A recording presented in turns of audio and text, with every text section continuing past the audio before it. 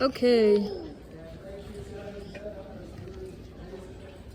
terms of the questions, if you have a question after each presentation, make sure you raise your hand, and then Nate or Molly or I think Scarlett have the mic over here, and they'll get it to you, and that way we can hear the questions.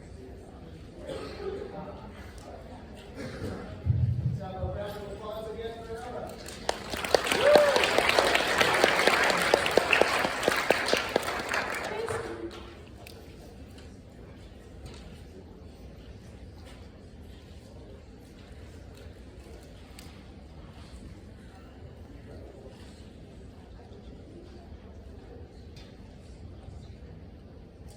My project was making a Stereoopticon or stereoscope.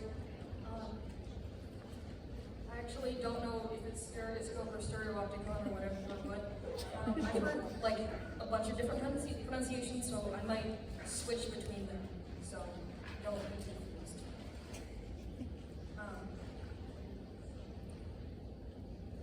This is the obligatory graph. From the climbing book. It doesn't really have anything to do with my project, except that it's made of wood. And I reuse things, which you need to reuse things because we're running out of resources because of deforestation. And we need to reuse things so things don't end up in landfills. What is a stereoscope? It's basically a device where you have two images, you have two pictures of one image taken from slightly different angles, and when you look at them in the device, it tricks your brain into thinking it's one 3D image, because the way your eyes work is your brain puts the two images from the two eyes together, so it gets an image with depth, and this basically tricks your brain into doing that. So my process, I worked with Orion. We used some scrap wood that he had and a random wheel that I found on the ground, and we kind of like drafted a basic sketch, and then we kind of changed it and improvised as we went. We basically made a little reel system so you could do this and change the images. And I used WikiHow. That was very useful because I did not actually know how to make a Stereoopticon or stereoscope. Sustainability. Here's how it connects back to the climate book again. I was thinking about the sustainability of art and of recording images. If one day some giant solar flare knocks out all our technology or something, it would be nice to have pictures preserved for us to look at in the future. Because I always liked going over albums with my grandparents and stuff. And I think it's important to just have physical media in case something happens to our digital media. What I learned.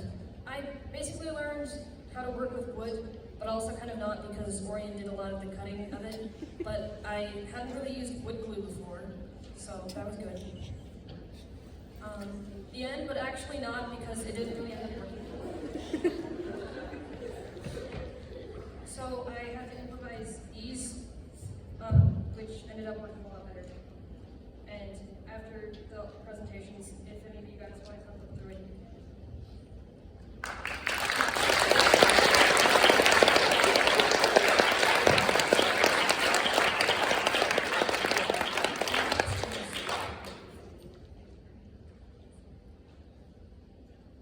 Any inquiries? Raven? How did starting it? Because I imagine it'd be a really daunting task. How did you know where to start? Well, my first thing was making a long board, and then putting the images at the end of it. Because in the WikiHow articles it talked about putting them some distance away. So I was like, okay, I need to have a board with images at the end, and we kind of just built off of that. Ivy. How did you choose this project? I was thinking about doing this on my own before the year started. I thought it would be nice to have a thing, a little my own stereoscope, because we actually have one at home, and I really enjoy using it. It's got a bunch of old photos on it, but I don't think they make those kind of images anymore, so I wanted my own.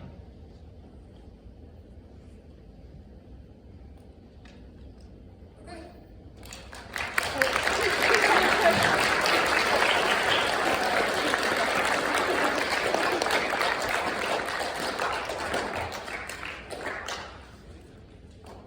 Okay, thank you, Ella.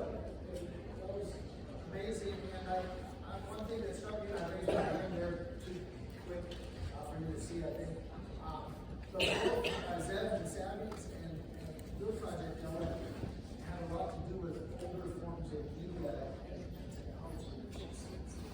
The depth of those groups means a lot. So thank you. Right now, we are ahead of schedule, so thank you guys for coming back in here. We did have a